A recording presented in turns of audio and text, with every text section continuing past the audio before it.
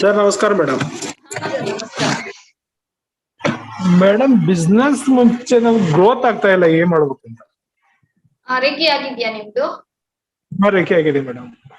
ಎಷ್ಟು level? First level ಆಗಿದೆ ಅಲ್ಲ? ಫಸ್ಟ್ ಲೆವೆಲ್ ಆಗಿದೆ ಮೇಡಮ್. ಓಕೆ, ಎಷ್ಟು ಮಂತ್ ಇಂದ ಪ್ರಾಕ್ಟೀಸ್ ಮಾಡ್ತಾ ಇದ್ದೀರಾ? ಮೇಡಮ್ 3-4 ಮಂತ್ ಆಗಿರ್ಬೋದು ಮೇಡಮ್. ಓಕೆ, ಪ್ರಾಕ್ಟೀಸ್ ರೆಗ್ಯುಲರ್ ಇದೆ?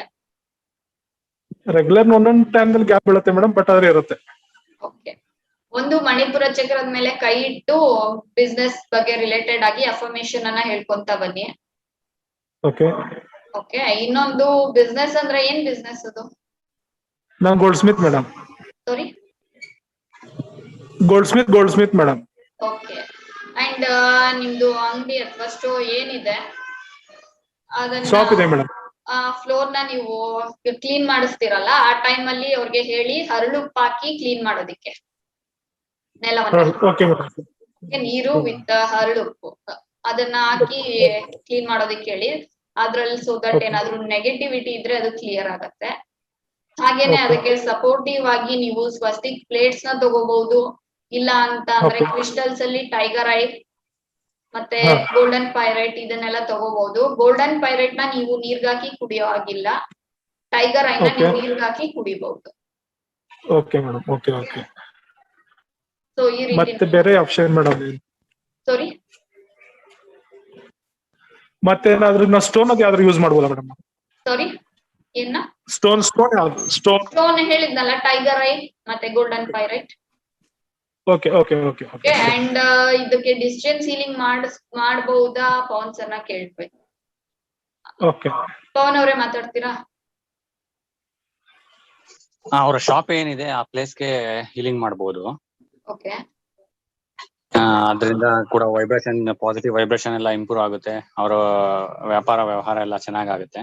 ಮತ್ತೆ ಸರ್, ನೀವು ಲಾ ಆಫ್ ಅಟ್ರಾಕ್ಷನ್ ಯೂಸ್ ಮಾಡಿ. ರೇಖಿ ಆಗಿದೆ, ರೇಖಿ ಪ್ರಾಕ್ಟೀಸ್ ಮಾಡ್ಬೇಕಾದ್ರೆ ಮಣಿಪುರ ಚಕ್ರದ ಹತ್ರ ಕೈ ಇಟ್ಟಿರ್ತೀರಲ್ಲ, ಅವಾಗ ನಿಮ್ಮ ಬಿಸ್ನೆಸ್ ತುಂಬಾ ಚೆನ್ನಾಗಿದೆ ಅಂತ ಹೇಳ್ಕೊಂಡು ಒಂದು ಅಫರ್ಮೇಶನ್ ಹೇಳ್ತಾ ಬನ್ನಿ. ಅದು ಬೇಗ ವರ್ಕ್ ಆಗುತ್ತೆ. ಮತ್ತೆ ರಾತ್ರಿ ಮಲಗ್ಬೇಕಾದ್ರೆ ಮತ್ತೆ ಮಾರ್ನಿಂಗ್ ಎದ್ದಾಗ ನನ್ನ ವ್ಯಾಪಾರ ವ್ಯವಹಾರ ಚೆನ್ನಾಗಿದೆ ಅಥವಾ ಐ ಆಮ್ ರಿಚ್ ಈ ವರ್ಡ್ ಅಫರ್ಮೇಶನ್ ಹೇಳ್ತಾ ಬನ್ನಿ. ಯಾಕೆಂದ್ರೆ ರೇಖಿ ಜೊತೆ ನೀವು ಇದನ್ನೆಲ್ಲ ಬಳಸಿದ್ರೆ ತುಂಬಾ ಫಾಸ್ಟ್ ರಿಸಲ್ಟ್ ಸಿಗುತ್ತೆ. ಅದೇ ತರ ಸ್ಟೋನ್ಸ್, ಕ್ರಿಸ್ಟಲ್ಸ್ ಅವು ಕೂಡ ಅಷ್ಟೇ.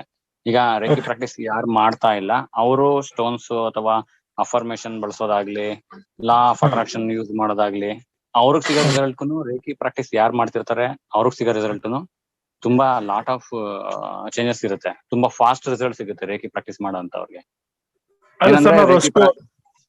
ಹೇಳಿ. ನಾವು ರೇಖಿ ಪ್ರಾಕ್ಟೀಸ್ ಮಾಡ್ತಾ ಸ್ಟೋನ್ ಯೂಸ್ ಮಾಡಿದ್ರೆ ಕೂಡ ಹೇಗೆ ಸರ್?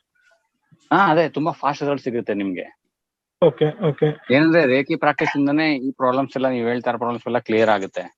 ನಿಮ್ಗೆ ಇನ್ನು ಫಾಸ್ಟ್ ರಿಸಲ್ಟ್ ಬೇಕು ಅಂದ್ರೆ ಇವನ್ನ ಸಪೋರ್ಟಿವ್ ಆಗಿ ಬಳಸಬಹುದು.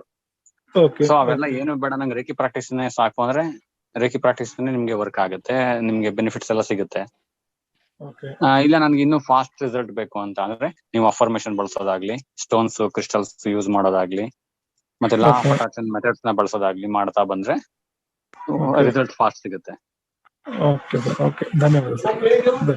ಮತ್ತೆ ಇದು ಈಗ ಮೇಡಮ್ ಏನ್ ಹೇಳಿದ್ರು, ಸಾಲ್ಟ್ ಉಪ್ಪರೆಲ್ಲ ಹಾಕಿ ಕ್ಲೀನ್ ಮಾಡೋದು.